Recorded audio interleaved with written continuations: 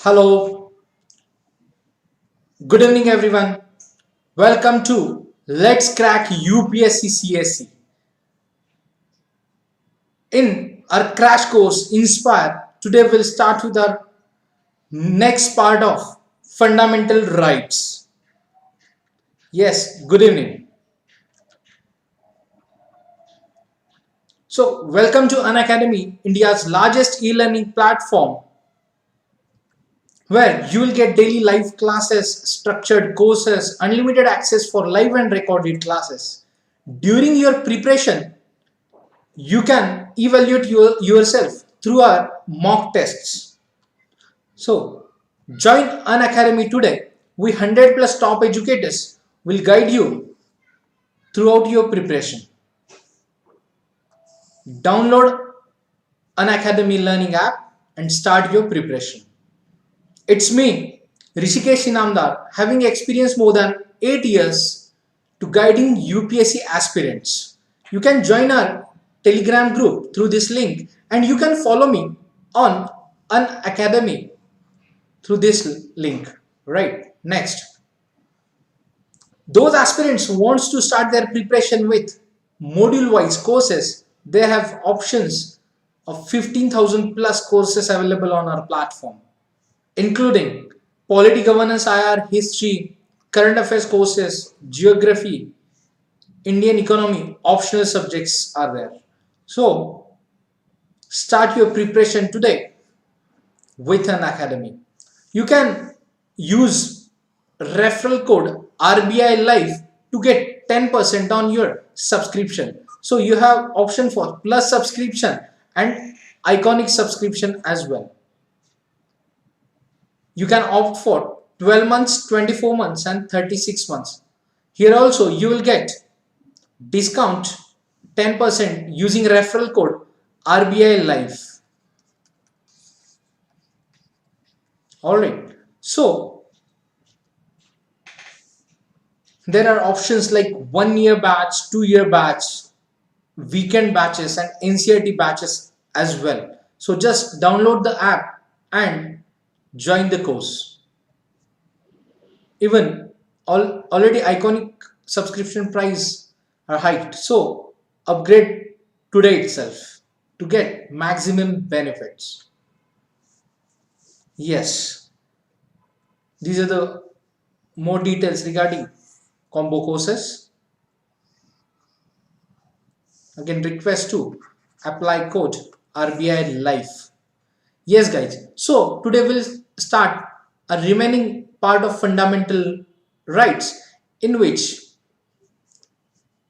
we'll study right to freedom. As you know, we have studied right to equality in the last lecture. Alright, now today we'll start with right to freedom. Yes, tell me guys, everybody wants freedom in his all life. Like if I'm talking about personal life, professional life, okay, so everybody loves this term freedom. Yes, so according to our constitution, we'll see few clauses and the right to freedom explained in our Indian constitution. As an aspirant, you should aware about all these provisions. Yes, yes, yes, Anjali, it's important for pre and mains as well. All right, yes. So today we'll start with right to freedom, in which we'll study first protection of 6 rights, that is Article 19. Yes guys, under this article we'll study 6 rights. Currently under this article there are 6 rights, in which we'll study first right to freedom of speech and expression. Right, so This right described in Article 19(1) Clause A.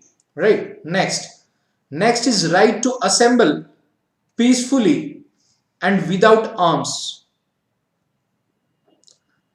This right is mentioned in Article 19 Clause 1B. Right. Next is right to form associations or unions or cooperative societies. After that, fourth one, right to move freely throughout the territory of India. Right, we'll study in detail as well. So it's just look up for the introduction of these six rights. The fourth one is right to move freely throughout the territory of India, which described under Article 19 Clause 1D. Next right is right to reside and settle in any part of the territory of India. So, dear friends, if we are talking about these rights, basically we are following or we are living our life on these basic fundamental rights itself. But as a general citizen, we don't know the linkage of or connection of these rights with our day-to-day life. So, as an aspirant, we should know all these rights and their practical use as well. Next, sixth right is right to practice any profession or to carry on any occupation, trade or business mentioned in Article 19 Clause 1G. Alright, so if we are talking about this Article 19, as we are emphasizing, there are six rights, but earlier there were seven rights. Originally under Article 19 contained seven rights. Okay, right. So what happened under the 44th Amendment Act 1978, in which that changes took place, and that was the right to acquire, hold and dispose of property was deleted from Article 19, which was Article 19 Clause 1F was there, right? So Article 19 subclause 1F was deleted from this Article 19. So presently there are six rights are protected against only state action. Just remember the point, guys. So these six rights are protected against only state action, not private individuals. Clear? Now, next. Basically, these rights are available only to the citizens, not aliens. Okay, in previous lectures, we have seen the difference between citizens and aliens. Right. So these rights are available only to the citizens and to shareholders of a company, but not to foreigners or legal persons like companies or corporations, etc. So just remember this point. So you can write down these rights are available only to the citizens. Yes.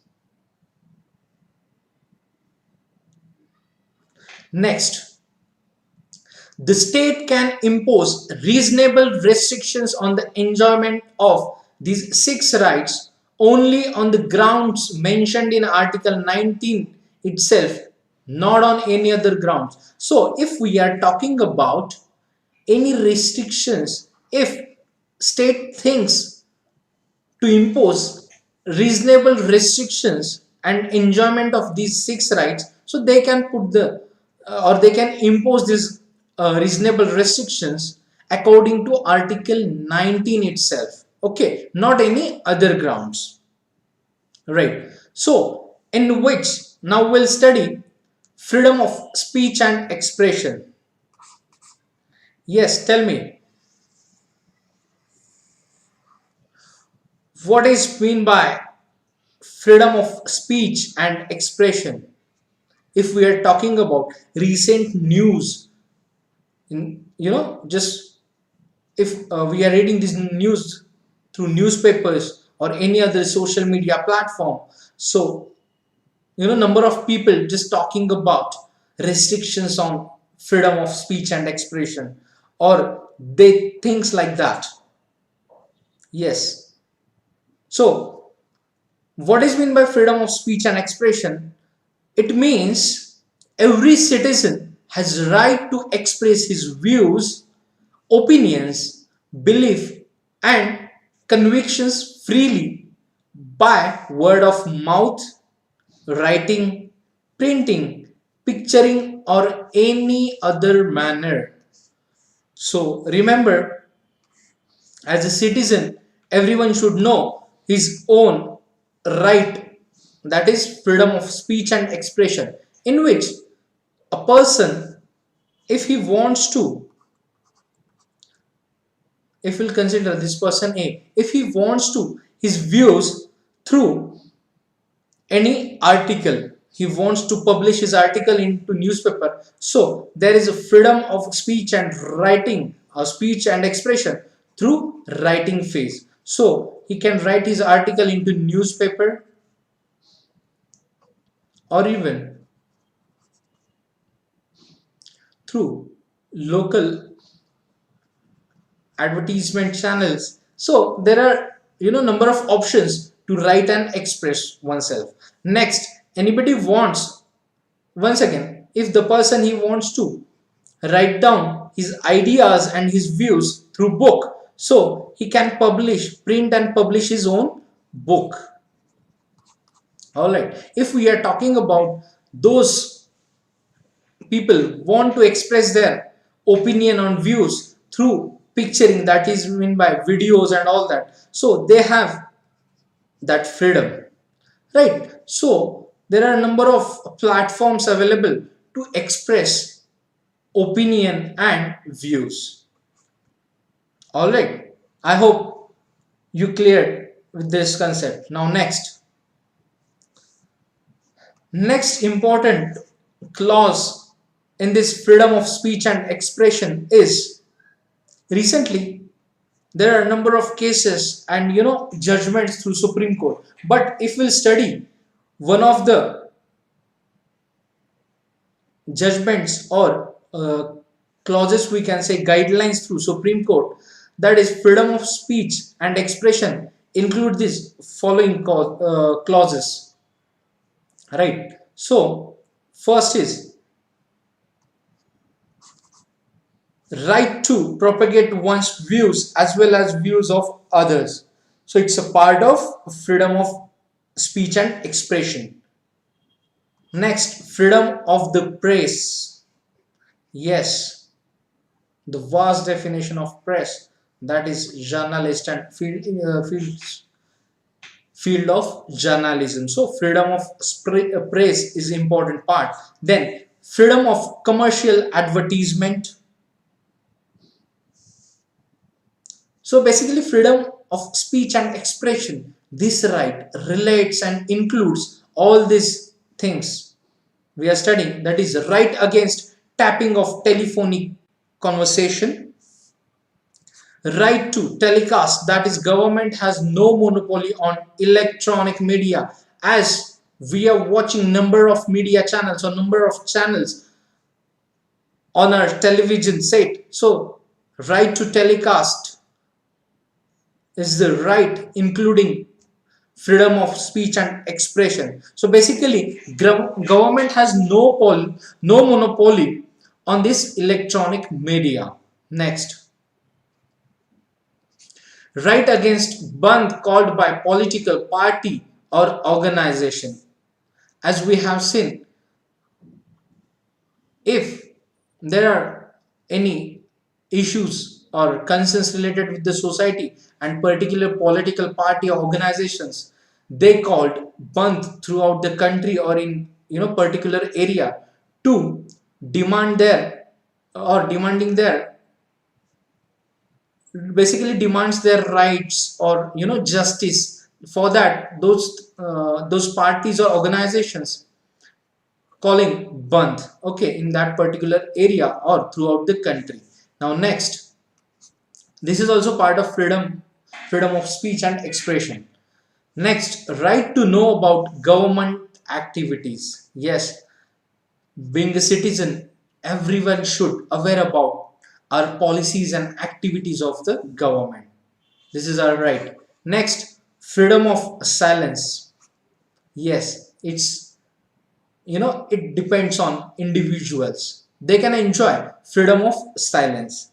Next, right against imposition of pre-censorship on a newspaper. Right. Next, right to demonstration or picketing, but not right to strike. Right to demonstration against any law or against any decision of the government. Next, so these are the few rights includes under freedom of speech and expression, right? Now, but again, if we are talking about restrictions, so state can impose reasonable restrictions on the exercise of the freedom of speech and expression on grounds of, now remember, or you can write down these points, friends: sovereignty and integrity of India. If any matter related to the sovereignty and integrity of India, so state can impose reasonable restriction on that. Right. Next, security of the state, friendly relations with foreign states, public order, decency or morality, contempt of court, defamation, and incitement to an offense. So it depends on the situation. State is empowered to impose, or they can impose reasonable restrictions through particular, so local, I mean to say, administration and state can take a decision according to the situation, right? So it's all about freedom of speech and expression. Now next, write down the next point, that is freedom of assembly. Yes guys, so every citizen has the right to assemble peacefully and without arms. Yes, to assemble peacefully without arms. For example, if we are talking about a group of friends, they want to meet, or they can get together nearby any place, okay, in any city, but they can assemble to discuss any ideas or anything. They can assemble peacefully and without arms. If few students, they wants to conduct meeting in any college, and if some of them carry any weapons or arms, so it's not the part under freedom of assembly, right? So basically, freedom of assembly includes right to hold public meetings, demonstrations, and take out processions. Okay, so the freedom can be exercised only on public land, and the assembly must be peacefully and unarmed. Yes, so carrying weapon without license, it's a crime. Okay, it's a crime in India. So to assemble peacefully and without arms. Next, this provision, if we'll study this freedom of assembly, this provision does not protect violent, disorderly, riotous assemblies, or one that causes breach of public peace, and one that involves arms. So, in that particular public meetings or demonstrations, no one can provoke society or people for any violent actions in that meeting. Okay, so again, a freedom of assembly does not include the right to strike. Alright. So this does not include the right to strike. Next.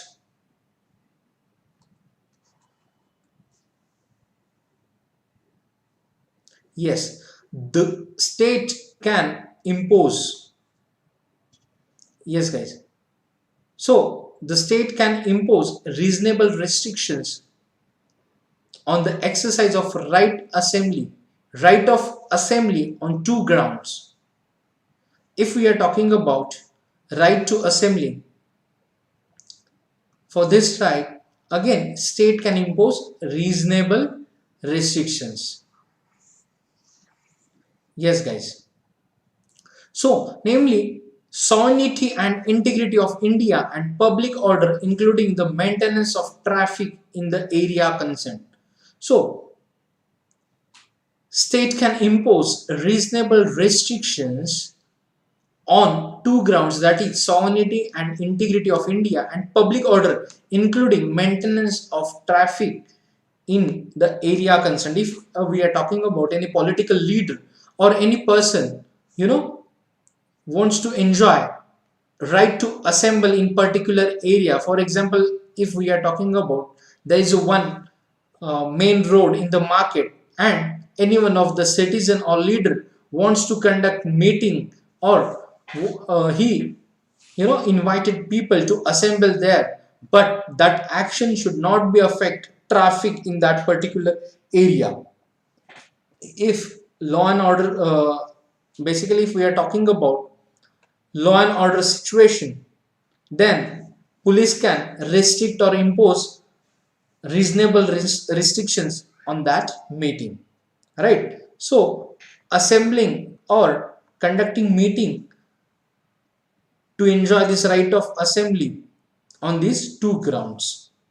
Now we'll see under the section 144 of Criminal Procedure Code, CRPC, a magistrate can restrain an assembly, meeting, or procession if there is a risk of obstruction, annoyance, danger to human life, health, or safety, on a disturbance of the public tranquility or a right or any affray.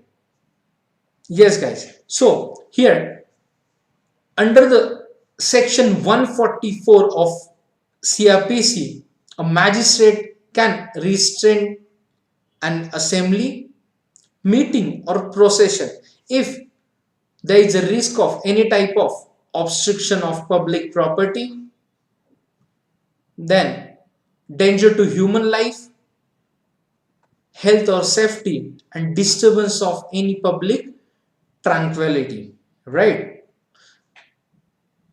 So we are, number of times section 144 is imposing on few disturbed areas, right? So this is the power of a magistrate to impose reasonable restrictions. Now we'll see under section 144 of the Indian Penal Code, IPC, as assembly of 5 or more persons become unlawful if the project is. So under this section of 141 IPC, assembly of meeting of 5 people or more persons, 5 or more persons becomes unlawful in case of to resist the execution of any law or legal process, to forcibly occupy the property of some person, to commit any mischief or criminal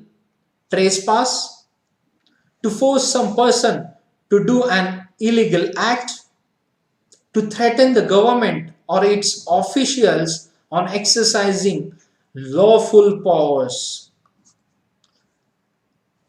Right. So under the section 144 and 141, state can impose reasonable restrictions. So these are the few clauses under right of assembly, right? These are the restriction clauses. Yes, just revise section 144 and 141. Alright guys. Yes. Now we'll start. Yes, we are moving next, right? That is freedom of association. Yes guys, freedom of association.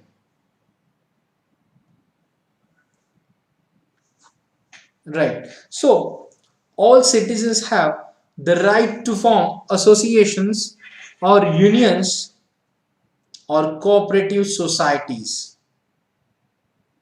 So yes friends, see, our in our constituent assembly, our Indians and our leaders draft, what we can say, it's wonderful drafting or laws and clauses under our constitution. So they have mentioned each and everything. So that's why our constitution is lengthiest constitution.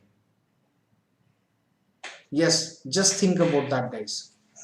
Yes, so it's a freedom of association. So all citizens have the right to form associations or unions or cooperative societies, which includes right to form political parties. Yes, how many political parties in India?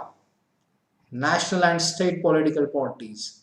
Yes, definitely will learn all those details in the course itself. So now just remember, citizen or citizens have right to form political parties. Next, companies, partnership firms, societies, clubs, organizations, trade unions, or any body of persons. All right. Now, yes. So, under the freedom of association, citizens can or they have right to form political parties, right to register and form companies, partnership firms, societies, clubs, organizations, trade unions, and or any other body of persons which will conduct social activities and all activities for the welfare of our nation and society.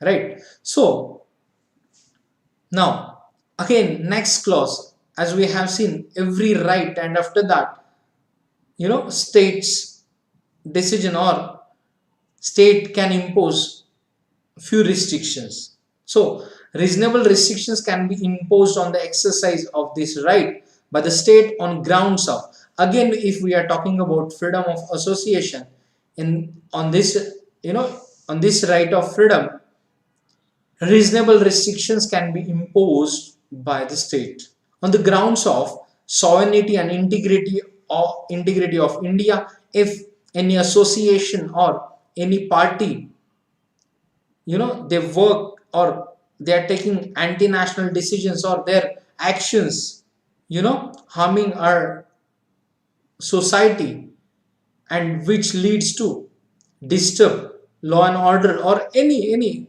anti-nation activities, so state can impose restrictions on that association.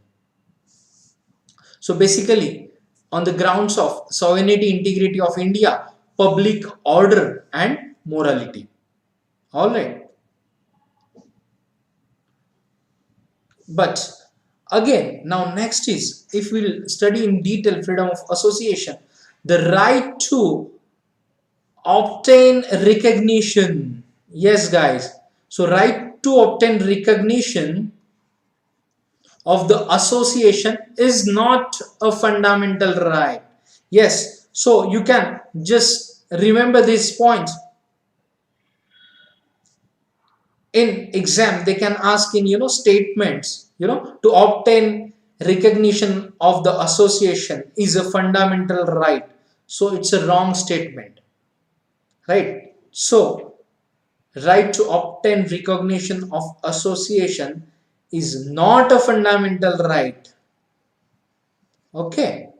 Now next, if we are talking about again any observation and advices, through Supreme Court judgment. So the court held that the Supreme Court held that the trade unions have no guaranteed right to effective bargaining or right to strike or right to declare a lockout.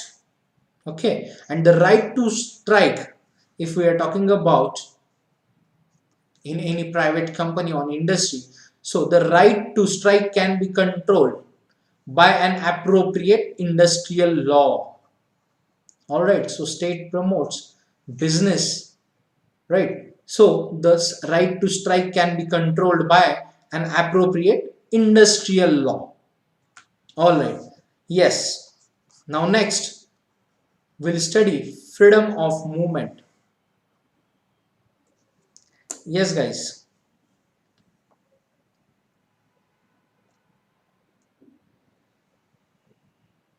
So here, the freedom of entitles. So freedom of movement entitles every citizen to move freely throughout the territory of the country. Yes. So every citizen to move freely throughout the territory of the country. Now, we'll study one by one clause. All right. So,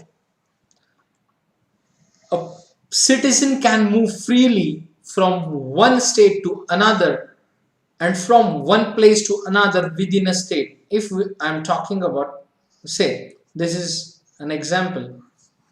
A person A wants to, or he is just thinking to move from one state, for example, from Rajasthan to Delhi, or from Rajasthan to Maharashtra, or Rajasthan to Uttar Pradesh. So he enjoys right to movement, means he can move anywhere throughout our country. So there are no any restrictions on that. Okay, now next, if once again a person is from Rajasthan and he wants to move to Bikaner, Jaipur, Jodhpur, so this is a within a state. So our constitution protected freedom of movement. So person can freely move from one state to another or within a state as well. Clear? Now next. Basically, this freedom of movement is dealing, or it's underlying the idea that India is one unit. So unity and India is one unit. So it promotes the idea of unity and oneness in our country.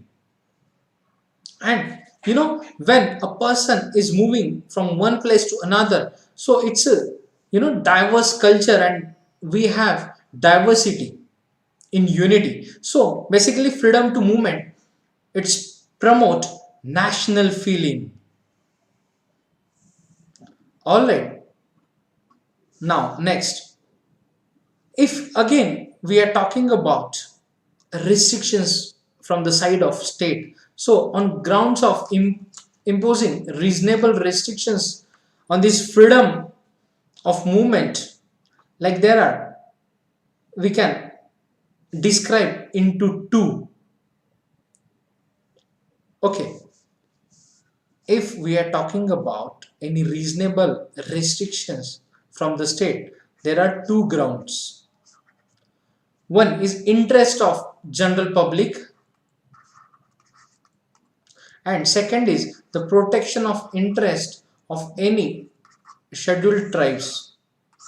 Okay, if state feels the particular movement is disturbing interest of general public, then, and if they observe that the particular movement is encroaching rights of a scheduled tribe, so in the interest of scheduled tribe or protection of their interest, state can impose reasonable restrictions on this movement. Right? Now, under this, we can say the entry of outsiders in tribal areas is restricted to protect the distinctive culture, language, customs, and manners of scheduled tribes, and to safeguard their traditional vocation and properties against exploitation. So, such a movement, or you know, if any citizen enter into the territory of these tribes, or he is acting, or he's doing few activities which will harm their culture, any customs and manners, so entry of outsiders in tribal area can be restricted. Okay, so if we are talking about few islands in Andaman and Nicobar, as many of us have studied and read one news from Andaman Nicobar regarding encroaching the or visiting the place or core areas of few tribals and attacks on foreigners, right? So this is we can say disturbing, or government and state can protect distinctive culture, language, and custom and manners of the tribes. Right, next, the freedom of movement has two dimensions, that is internal and external. If we are talking about this movement, so basically described and divided into two parts, that is internal movement and external movement. So if we are talking about Article 19, Article 19 protects only internal movement, that is right to move inside the country. Remember guys. So you should note the point which is important in multiple choice questions. Article 19 protects only internal movement, that is right to move inside the country. And if we are talking about external movement, so basically external movement, that is right to move out of the country and right to come back to the country, is dealt with Article 21. So just listen the statement guys. Article 19 protects internal and external movement of citizens. Tell me, this sentence is correct or wrong? We are studying Article 19. So keep remember that Article 19 protects only internal movements, not external movements. External movements is dealt with Article 21, that is right to life and personal liberty. Yes, next. After the freedom of movement, we'll study freedom of residence. Yes, guys. So basically, fundamental rights, this is important topic for pre and mains.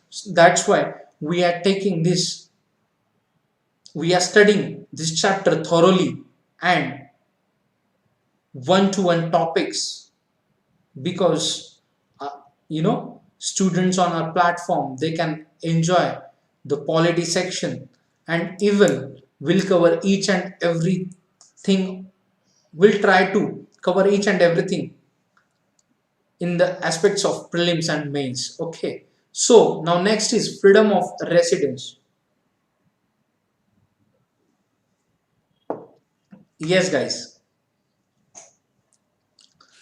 Every citizen has the right to reside and settle in any part of the territory of the country.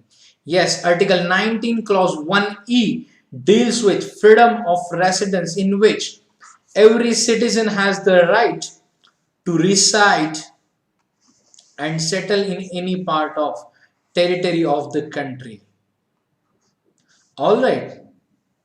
Now, if we are studying this right in detail, so right has two parts, like right to reside in any part of the country, which means to stay at any place temporarily, and second, the right to settle in any part of the country, which means to set up a home or domicile at any place permanently. So our constitution is, yes, providing freedom for Indian citizens to reside anywhere in the territory of the country for permanent or temporary. It depends on his will, that particular person's will. Right now, this right, freedom of residence, is intended to remove internal barriers within the country or between any parts. Basically, once again, like freedom of movement and freedom of residence promotes nationalism, and it avoids narrow-mindedness. So a person from South India can settle in North India, and a person from North India can reside or settle in South India, East India, West India, anywhere in the territory of India. So this is the freedom of residence. Now, again, in this freedom of residence clause, the state can impose reasonable restrictions on the exercise of this right on two grounds. That is, one, interest of general public, and the protection of interest of any scheduled tribes. Again, the same restrictions, that is reasonable restrictions, state can impose on grounds of interest of general public and the protection of interest of any scheduled tribes.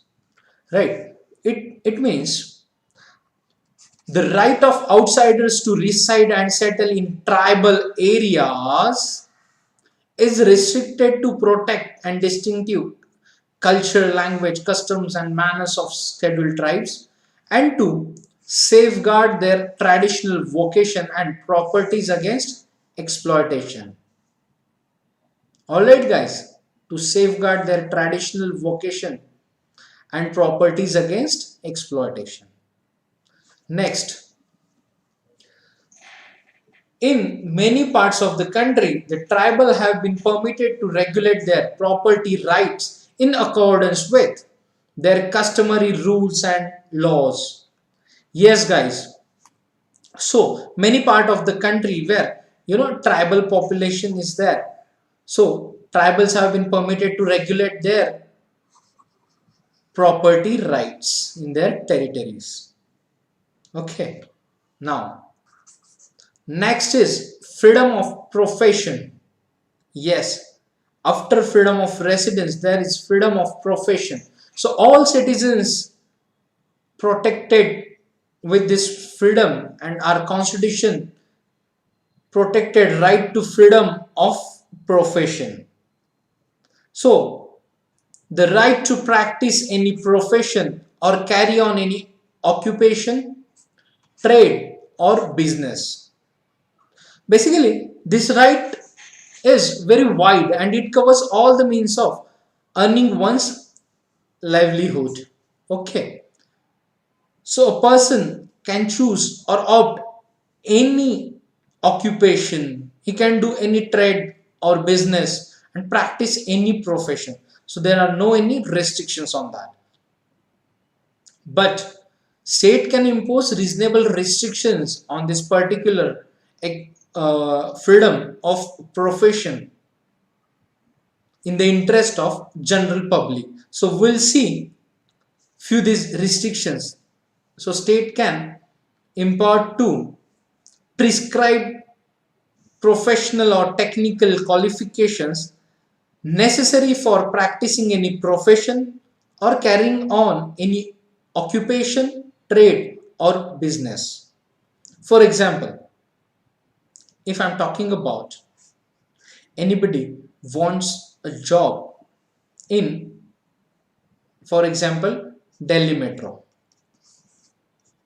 right? Now, the organization or state empowered to prescribe any professional or technical qualifications for that job occupation we are talking about basically. So they can form a law or impose the restrictions, means they can publish regularities or notification for that particular hiring, in which they can prescribe any professional or particular technical qualifications. All right.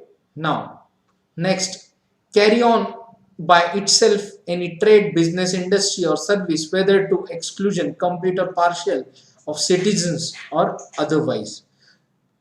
It's a right of a state. Now, next is, under this freedom of profession, this right does not include the right to carry on a professional or business trade occupation that is immoral. So this right does not include any immoral business, profession or occupation. All right.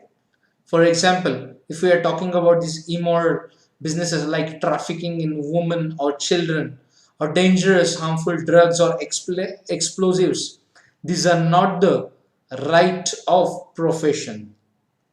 Okay, so the state can absolutely prohibit this, regulate on them through licensing. For example, if I'm talking about a person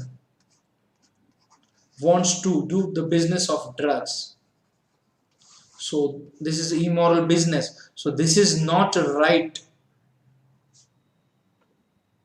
he cannot enjoy this right to freedom of occupation.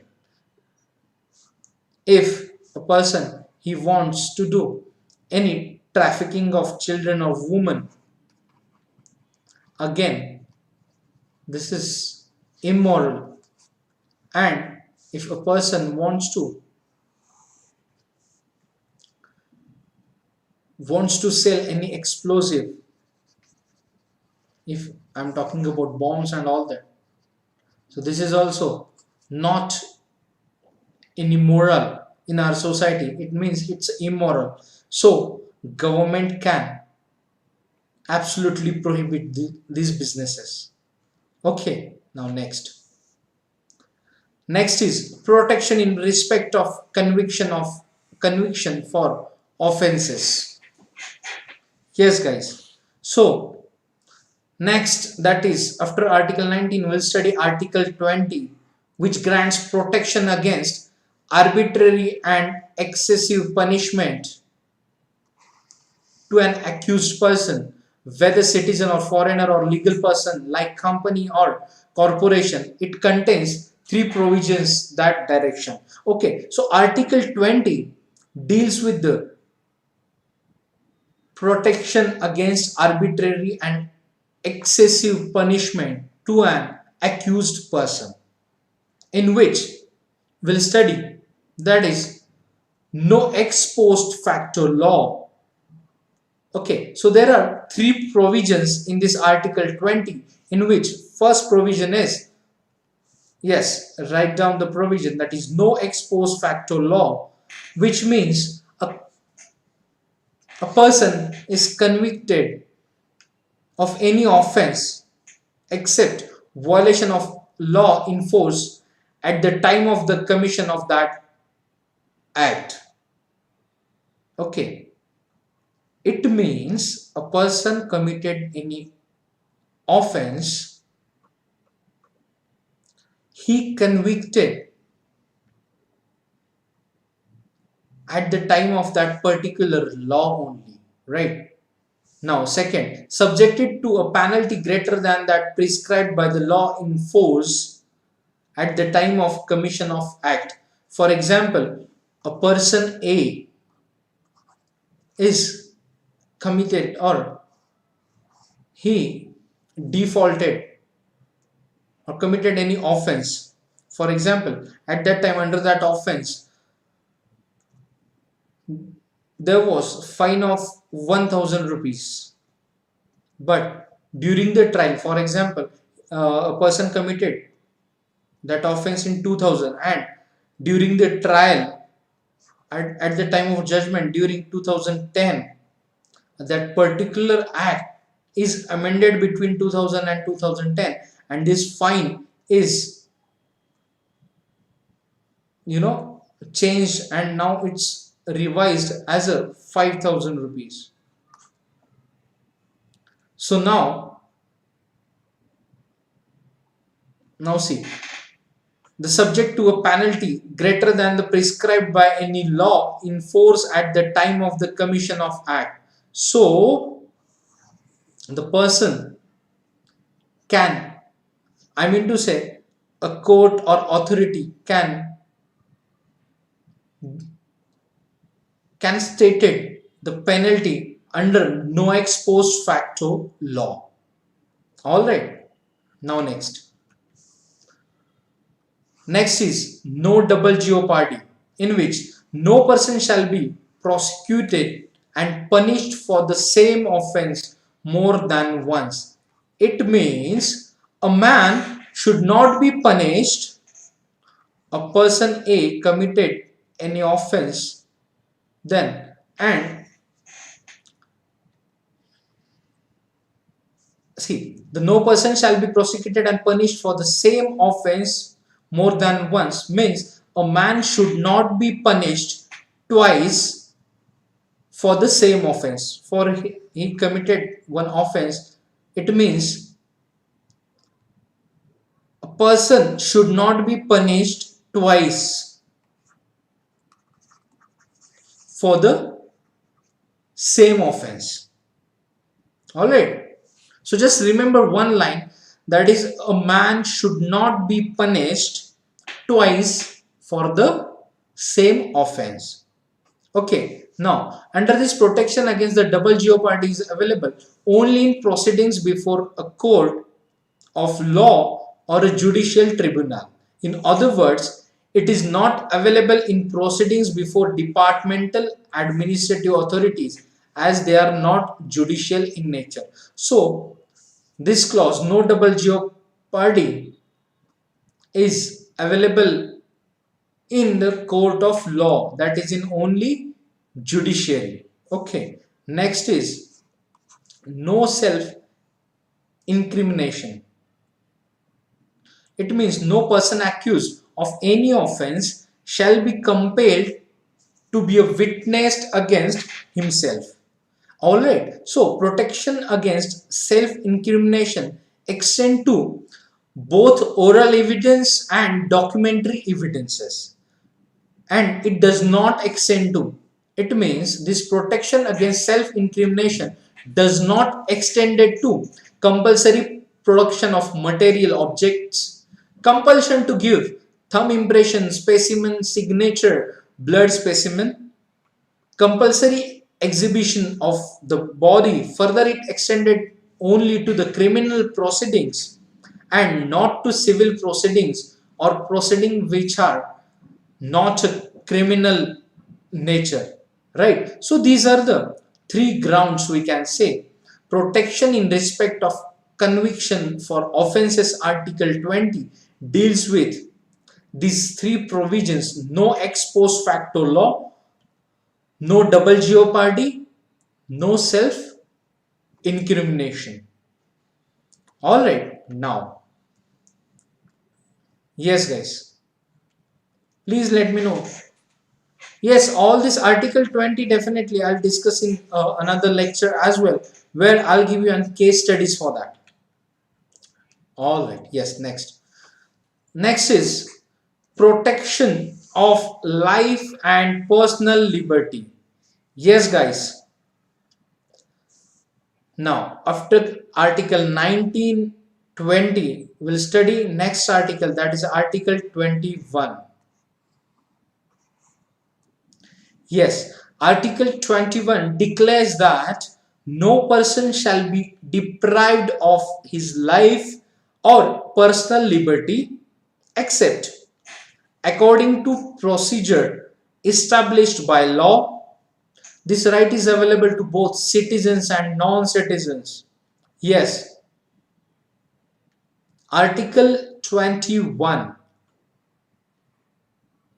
Yes, no person shall be deprived for his life or personal liberty except according to procedure established by law. So Article 21. So this right is available to both citizens and non-citizens. Yes, guys. So in which Gopalan case, one of the famous case in 1950, Gopalan case, the Supreme Court has taken a narrow interpretation of the Article 21, which means the state can deprive the right to life and personal liberty on a personal based on a law. Alright. In 1950 Gopalan case, the Supreme Court stated that the state can deprive the right to life and personal liberty of a person based on a law. So this was, statement or judgment by Supreme Court. Now, in 1978, later on, in case Menka case, the Supreme Court overruled its judgment in the Gopalan case by taking a wider interpretation of Article 21. So, dear friends, it means in 1950, court has been a narrow interpretation, and in 1978 a wider interpretation of Article 21 took place, right? So it has introduced the American expression due process of law. In effect, the protection under Article 21 should be available not only against the arbitrary executive action but also against the arbitrary legislative action. Alright, it means Supreme Court has reaffirmed its judgment in Menka case, the subsequent cases, Menka case, and in subsequent cases, it has declared the following rights as a part of Article 21. It means if we are studying Article 21 in a wider perspective, so there are few rights mentioned in Article 21 by Supreme Court. So these rights like right to live with human dignity. Yes, right to live with, now we'll see this list of these rights, in which right to live with human dignity. Next, so friends, just remember these rights under Article 21. Right to live with human dignity, right to decent environment including pollution free water and air and protection against hazardous industries. Next, right to livelihood, right to privacy, right to shelter. Next, right to health, right to free education up to 14 years of age, right to free legal aid, right against solitary confinement, right to speedy trial, right against handcuffing, right against inhuman treatment, right against delayed execution, right to travel abroad, right against bonded labor,